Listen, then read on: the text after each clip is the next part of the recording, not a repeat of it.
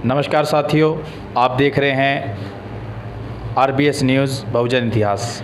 आज हम दक्षिणी दिल्ली के संगम विहार इलाके में जो राष्ट्रीय भीम संघ का केंद्रीय कार्यालय है, हम उस पे आए हैं और हमारी मुलाकात हुई है हमारे राष्ट्रीय भीम संघ के जो राष्ट्रीय संयोजक हैं माननीय श्री जय किशन जी से। तो आइए उनके विचार जानते हैं। जो आज देश में पूरी तरफ आग लगी हुई है जातीय जनगणना, उस विषय पे आज हम इनसे चर्चा करेंगे, क्योंकि ये सामाजिक संगठन राष्ट्रीय भीम संघ के भी राष्ट्रीय संयोजक हैं और वैसे भी सामाजिक कार्यों में हमेशा आगे रहते हैं। तो इनसे जानते हैं। जय किशन जी नमस्कार। साथियों जय भीम। जय किशन जी, ये जातीय जनगणना का जो आज मामला चल रहा है देश में, ये बहुत तेज़ी से सरगर्मी चल रही है, क्या कहना चाहते हैं आप इसमें? क्या है जातीय जनगणना? महोदय, भारत के अंदर पहली जातीय जनगणना गुलाम भारत में ब्रिटिश सरकार के द्वारा 1931 में की गई थी। 1931 की जनगणना के अनुसार जब ब्रिटिश वालों ने देखा कि एक तबका इतना ज़्यादा है और इसके पास अधिकार नहीं है, तो उन्होंने SC ST OBC को अधिकार देना शुरू किया। जब अधिकार देना शुरू किया तो यहाँ की जो सवर्ण लॉबी थी RSS, उन्होंने जातिगत जनगणना होने के बाद भी इसका बड़े ज़ोर शोर से विरोध किया और यहाँ तक कह दिया कि अगर अछूतों को, शूद्रों को अधिकार दिए जाते हैं तो हमें ऐसी आज़ादी भी नहीं चाहिए। तो साथियों, आज वही कांग्रेस जो कभी बाबा साहब के विचारों का विरोध करती थी, आज वही कांग्रेस मजबूरी में जब हाशिए पर बसपा ने उसे पहुंचा दिया, तो आज संसद के अंदर वही वकालत कर रही है कि SC ST OBC की जनगणना होनी चाहिए।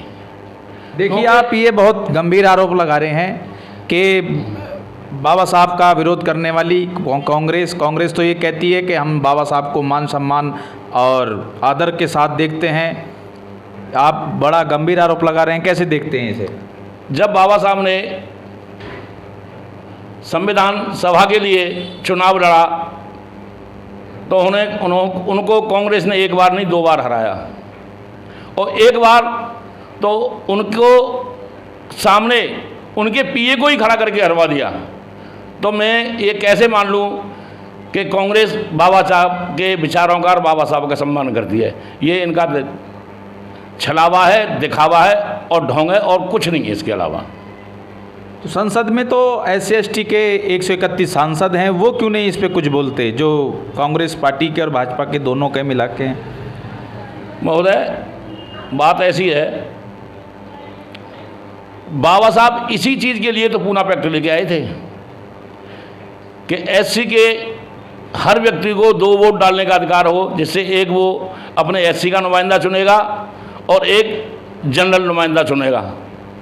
लेकिन धोखे चाल फरेब से कांग्रेस के महात्मा गांधी जी ने जेल के अंदर अनशन करके और बाबा साहब को मजबूर कर दिया कि आप ये अपना अधिकार छोड़ दो, और बाबा साहब को मजबूरन कस्तूरबा गांधी जी के सामने हाँ करने के बाद और इस अधिकार को छोड़ा। तो ये जितने भी SC ST के सांसद सवर्ण जातियों में होते हैं, उनमें इनकी पूछ तो होती है लेकिन मजबूत नहीं होती। तो ये सिर्फ गुलामी करते हैं, और इसका आपने एक जीता जागता उदाहरण देखा होगा।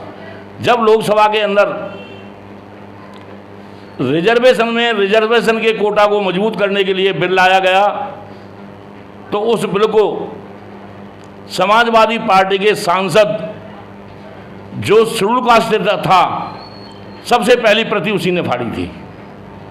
तो जो अन्य पार्टियों में कांग्रेस हो, BJP हो, आम आदमी पार्टी हो या समाजवादी पार्टी हो, TMC हो, चंद्रबाबू नायडू हो या नीतीश कुमार हो, इनमें जितने भी SC ST के सांसद हैं वो सिर्फ गुलामी करते हैं और अपना घर भरते हैं, समाज के हित में कोई कार्य नहीं करते। अच्छा, जो कांग्रेस पार्टी आज बहुत ज़ोर शोर से संसद में इस मुद्दे को उठा रही है कि जातीय जनगणना होनी चाहिए, तो विपक्ष के वो नेता भी हैं, भाजपा के एक मंत्री हैं और सांसद हैं उनके साथी, उन्होंने उनके ऊपर आरोप लगाया है कि जिनकी अपनी कोई जात नहीं है वो जातीय जनगणना कर रहे हैं। राहुल गांधी की क्या जात है? देखो जनाब, इतना लंबा इतिहास में जाना तो बेकार है, क्योंकि जिसने इस धरती पर जन्म लिया है वो अपनी माँ के पेट से लिया है, और जिसने माँ के पेट से जन्म लिया है उसकी कोई न कोई जाति जरूर है। ऐसा नहीं है कि राहुल गांधी जी की जाति नहीं है, उनकी भी जाति है। और जो सवाल खड़ा कर रहे हैं उनसे पूछा जाए कि जब देश के अंदर स्वतंत्रता आंदोलन चल रहा था तो क्या इनके जो पुरखे थे उनकी जाति क्या थी? क्या वो स्वाधीनता संग्राम के सदस्य थे या आंदोलन में थे? नहीं थे, सिर्फ और सिर्फ आंदोलनकारियों के खिलाफ गवाही देने वाले थे। तो मैं तो इनसे पूछता हूं तुम्हारी जात क्या थी? ये सवाल बिल्कुल गलत और बेतुका है। किसी भी व्यक्ति को किसी के निजी जीवन पर और उंगली नहीं उठानी चाहिए। जय किशन जी, जैसे अभी जातिगत जनगणना पे बात चल रही थी हमारी, अभी आपने बताया कि समाजवादी पार्टी के सांसद ने पहली प्रति फाड़ी थी, तो आज तो समाजवादी पार्टी के जो लल्ला बाबू हैं अखिलेश यादव वो पीडीए बना के चल रहे हैं, उसका क्या मतलब है पीडीए का? पीडीए का जो फुल फॉर्म है प्राइवेट डेमोक्रेटिक अलायंस, इनके पीडीए का ये मतलब है अपनी एक निजी प्रॉपर्टी। अगर निजी प्रॉपर्टी नहीं होती तो एक समाजवादी पार्टी के सांसद हैं रामजीलाल सुमन जो आगरा में रहते हैं, करणी सेहरा ने उनके ऊपर पथराव किया, बंगला तोड़ दिया, क्या अखिलेश यादव ने आकर के कोई रिपोर्ट दर्ज कराई थाने में? नहीं कराई। ऐसा क्यों है? अखिलेश यादव की तो सरकार जो इतिहास रहा है वो तो आपको पता ही, शुरू से लठैतों की सरकार रही है ये। आज अपने सांसद के ऊपर ये चुप क्यों है? ये इनका इतिहास है मानवर। जब अब ये पीडीए बना के घूम रहे हैं, बाबा साहब को कंधे पे लेके घूमे, जनता को गुमराह कर लिया, वोट लेके 37 सांसद भी जिता लिए, लेकिन जब इनकी सरकार थी तब इन्होंने सबसे पहले जो कासगंज जिले का नाम काशीराम नगर से था उसे समाप्त किया। एक जिला हाथरस का महामाया नगर के नाम से था जो गौतम बुद्ध की माँ के नाम से था। जनता को इन्होंने भ्रमित कर दिया, अरे इन्होंने अपने नाम पर जिला रख लिया, क्योंकि ये झूठ फैलाने में यही संज्ञों से ही इनका ताना बाना बना हुआ है। आपको ध्यान होगा अटल बिहारी जी पहली सरकार बनने के बाद जब दोबारा चुनाव हुआ लोकसभा का, तो उसमें मुलायम सिंह यादव जी ने कहा था, क्या कहा था कि मैं तो चाहता हूँ अटल जी एक बार प्रधानमंत्री और बने। तो इनकी ये सोच है मानवर। और दूसरा, समाजवादी पार्टी का आधा कुनबा बीजेपी से पलता है। इनके रिश्तेदार उठा के देखो, सारे बीजेपी में घुसे पड़े हैं। इनके घर की बहुएं बीजेपी में हैं। मैं कैसे मान लूं ये पीडीए चला रहे हैं? वो तो ये प्राइवेट लिमिटेड कंपनी चला रहे हैं। सबका अपना निजी मामला होता है, लेकिन कहने का मतलब आपका ये है कि ये जातीय जनगणना के खिलाफ ये लोग हैं, जो इनका पीडीए है ये भी एक झूठ का पुलिंदा है जी। तो इसका सच्चा पक्षधर कौन है जातीय जनगणना का? जातीय जनगणना का असली तो पक्ष रहे हैं वो सामाजिक संगठन हैं। राजनीतिक कभी भी जो भी राजनीतिक दल हैं वो कभी ये नहीं चाहते कि संसद के अंदर SC ST OBC माइनॉरिटी के लिए कोई हक का कार्य हो जाए, कभी नहीं चाहते। वो उलझाए रखना चाहते हैं कि हम अपनी आगे आने वाले वोट तैयार कर सकें। तो मानवर सिर्फ सामाजिक संगठन ही इसको पहलू को ढंग से उठाते हैं। और आपने भी देखा, हमने भी देखा, हम भी 1-2 बार OBC महासभा के प्रोग्राम में गए हैं, तो OBC महासभा अन्य जो संगठन है लाखों की संख्या में है, वो सब इसके लिए आवाज़ उठा रहे हैं। बाकी राजनीतिक पार्टी ने कभी किसी ने आवाज़ नहीं उठाई। सिर्फ एक जब कांग्रेस अपना वजूद स्थापित करना चाहती है, डूबे हुए वजूद को जब कांग्रेस स्थापित करना चाहती है तो उसकी मजबूरी बन गई है संसद के अंदर बोलना। लेकिन देखिए, कानून तो संसद से ही बनेगा, वहीं से पारित होगा। आप सड़क से क्या आवाज़ उठाएंगे उसके लिए? जब तक किसी भी कानून के लिए सड़क से आवाज़ नहीं उठती, लोकसभा सदस्यों की कान पर जूं नहीं रेंगती। जो बच्चा रोता नहीं है, माँ उसे कभी दूध नहीं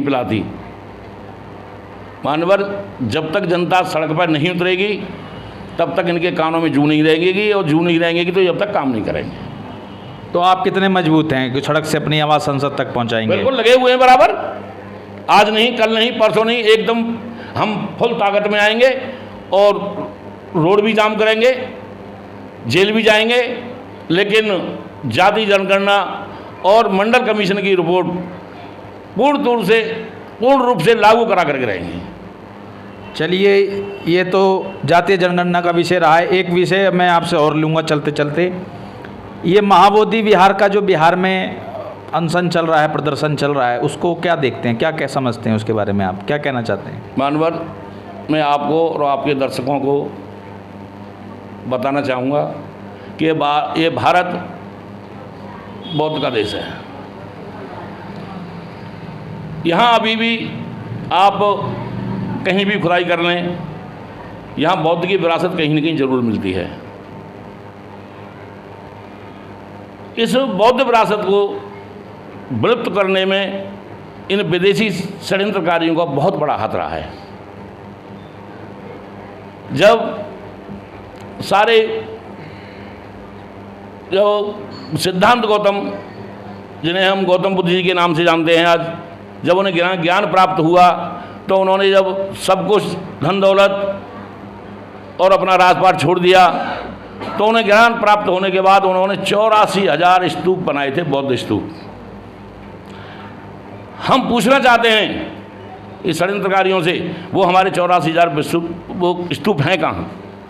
जो हमारे 84,000 बौद्ध स्तूप हैं, उनमें से लगभग 90% से ज़्यादा इनके कहीं जो पूर्व बताते हैं कि सदियों पुराने हमारे मंदिर हैं, वो सब उन मूर्तियों को धो दिया जाए और उनका श्रृंगार हटा दिया जाए, तो सब महात्मा बुद्ध की मूर्तियां हैं सारे मंदिरों के अंदर। जो जितने भी प्राचीन मंदिर हैं, एक को भी उठा करके देख लो और कहीं भी खुदाई कर लो, आप बौद्ध के अवशेष जरूर मिलेंगे।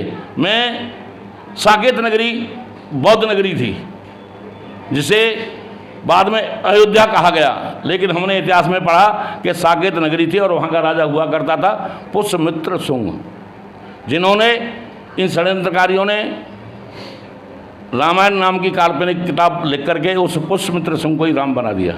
लेकिन जब वहाँ वो जो हल्ला मचाया गया कि बाबरी मस्जिद बाबरी मस्जिद बाबरी मस्जिद, वो बाबरी मस्जिद नहीं थी, वो भी एक बौद्ध मठ था 84,000 स्तूपों में से, उसे तोड़ा गया। और जब वहाँ राम मंदिर बनते समय खुदाई हुई तो वहाँ बौद्ध के अवशेष निकले, वहाँ न राम का अवशेष निकला न अल्लाह का अवशेष निकला, वहाँ सिर्फ बौद्ध अवशेष निकले, बाकी कुछ नहीं निकला। ये बहुत बड़ा आरोप आप लगा रहे हैं कि जो बौद्ध स्तूप निकले हैं वहाँ से, जब सारे आपने बताया है कि अभी 84,000 बौद्ध स्तूप थे, और जब हमारे देश के प्रधानमंत्री जी भी बाहर जाते हैं तो वो भी कहते हैं मैं बुद्ध के देश से आया हूँ, फिर आपको अपने वजूद और अपने अस्तित्व के लिए इतना संघर्ष क्यों करना पड़ता है? देखो मानवर, अगर किसी जाति को विलुप्त करना हो तो इस षड्यंत्रकारियों का सीधा सा हिसाब रहा है कि उनका इतिहास नष्ट कर दो। भारत के अंदर ऐसी बहुत सी जातियां हैं जिनके इतिहास को ख़त्म कर दिया गया है और वो जातियां विलुप्त हो गई हैं, उन्हें पता नहीं चलता कि हम कहाँ हैं। तो इनका मुख्य उद्देश्य है कि किसी भी तरीके से जितना भी धरोहर बौद्ध से संबंधित भारत में बची हुई है, इसे विलुप्त करके ख़त्म किया जाए, और ऐसा हरगिज नहीं होगा और ना होने देंगे। अच्छा, एक मैं आपसे मुद्दे पे और बात करना चाहूँगा, समय हो गया है। बहुजनों का जो हित आप कह रहे हैं, आपने अपना राष्ट्रीय भीम संघ बनाया है, तो बहुजन समाज का तो बहुत सारे संगठन हैं, बहुत सारी राजनीतिक पार्टियां भी हैं, चाहे बिहार के बबुआ चिराग पासवान हो, चाहे लठैतों के सरपंच इस समय उत्तर प्रदेश में अखिलेश यादव हों, चाहे बहन कुमारी मायावती जी हों, चाहे महाराष्ट्र में आपके रामदास आठवले हों, बहुत सारे बहुजनों के नेता हैं, फिर आपने अपना नया संगठन क्यों बनाया? मानवर सुनिए, समाज से जुड़ी हुई पीड़ा और व्यथा का उल्लेख राजनीतिक संगठन बढ़िया तरीके से पटल पर निकाल करके और जनता के सामने प्रेषित करते हैं। जो संगठन राजनीतिक प्रेरित हो जाता है वो समाज के हित में काम नहीं करता, उसे हम बिका हुआ मान लेते हैं। काशीराम जी का मुझे अब तक शब्द याद है कि जिस दिन अखबार मेरा फ़ोटो छापने लग जाए तो ये समझ लेना काशीराम बिक गया, और जब तक मेरा अखबार में फ़ोटो नहीं आए और सरकार मेरी तारीफ़ न करे तो समझ लेना मैं अभी काशीराम तुम्हारे समाज का हूँ। तो मानवर संगठन बनाने की इसलिए ज़रूरत पड़ी। ऐसे बहुत से संगठन हैं जिन्होंने बहुत अच्छा काम किया समाज को जगाने के लिए, लेकिन उनका राजनीतिकरण हो गया, और राजनीतिकरण होने के बाद वो सिर्फ अपने फ़ायदे के लिए जनता को इस्तेमाल करते हैं। ऐसा हमें गवारा नहीं है। नहीं, लेकिन ये तो बाबा साहब ने भी कहा है कि शिक्षा शेरनी का दूध है, जो जितना पिएगा दाढ़ेगा। और मान्यवर साहब काशीराम जी ने भी कहा है कि राजनीतिक सत्ता की वो चाबी जिससे आप हर ताला खोल सकते हो। तो अगर संगठन का राजनीतिकरण हो रहा है तो इसमें क्या दिक्कत है? लेकिन वो ईमानदारी से नहीं कर रहे ना। मान लिया कोई संगठन है हमारा और वो राजनीति में आ गया, लेकिन उस संगठन का राजनीतिकरण मत करिए। आप उस संगठन को संगठन के स्तर पर काम करने दो, और तुम कोई नया चेहरा अपना प्रस्तुत करके राजनीति में उतारो। लेकिन जनता से जब तक आप जुड़े रहे, सामाजिक संवाद के तहत, अपनी जानकारी के तहत, लोगों के दुख दर्द में शामिल होते हुए, लेकिन आपने जब उसका राजनीतिकरण कर दिया, पार्टी में विलय कर दिया, तो वो फिर समाज का संगठन नहीं रहता, वो राजनीति का अखाड़ा बन जाता है, जहां अच्छा बुरा वो खुद अपने लिए सोचता है, न कि समाज के लिए। और ऐसा आपके सामने हो भी रहा है। अच्छा, तो ये थे राजकुमार जी हमारे बीच में, हमारे जय किशन जी जो राष्ट्रीय भीम संघ के राष्ट्रीय संयोजक हैं और बहुत प्रखर वक्ता हैं, जो अपनी बात को बेबाकी से रखते हैं, कभी झुकते नहीं, समाज के प्रति हमेशा सजग रहते हैं। इनकी इसी बेबाकी के लिए आज मैं दक्षिणी दिल्ली के संगम विहार इलाके में आया था, तो चलते चलते में इनसे बात भी हुई। आप देखते रहिए। कैमरामैन राजकुमार जी के साथ संवाददाता मयंक प्रधान, RBS न्यूज़। धन्यवाद। दर्शकों को मेरा जय भीम। मैं आपसे अब विदा लेता हूँ। जय भीम, जय भारत, जय संविधान।